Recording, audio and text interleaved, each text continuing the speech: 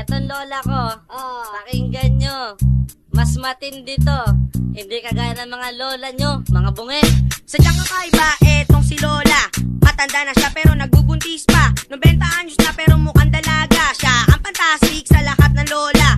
Kung si Darna lumulunok ng bato, ang lola ko nilulunok tao. Kasi si Lola ay sobrang lakas, kaya niyang bumukat na 10 sakong bigas. Sa pagilingang panisang macho dancer, at sa wrestling taob si Undertaker. Nakakaasar etong si Lola. Mag-isa lang siya pero tumatawa, nagsasalita na